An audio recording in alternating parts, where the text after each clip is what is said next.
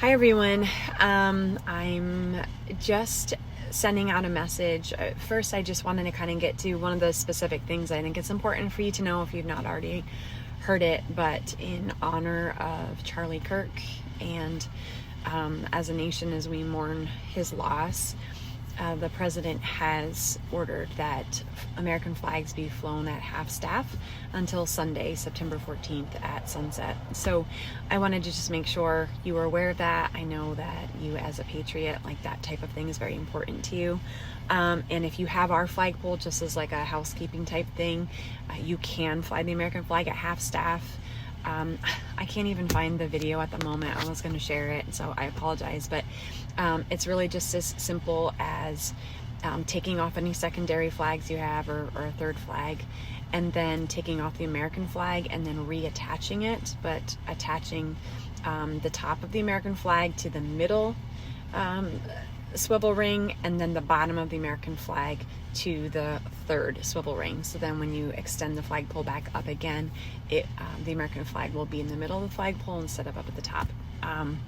So that's just kind of a quick thing about that. I'm so grateful that President Trump is doing that. I really have had this like almost progressive unraveling with everything from the moment I found out that Charlie Kirk had been killed. It started with my mom calling me crying when she heard that he had been shot. I was like busy in the middle of working on a project, and I don't think even totally processing what was happening. And I think in my mind too, I was just really hopeful that it wasn't a mortal wound, like he'd recover, all of that. And I was just a little bit taken back, but obviously upset. And then when my mom called me back with an update, and of course I looked up online when we learned the news that he had officially died, it was obviously impactful, but for me, it's been like this process of going through it over the last day and a half, and it's hit me in waves.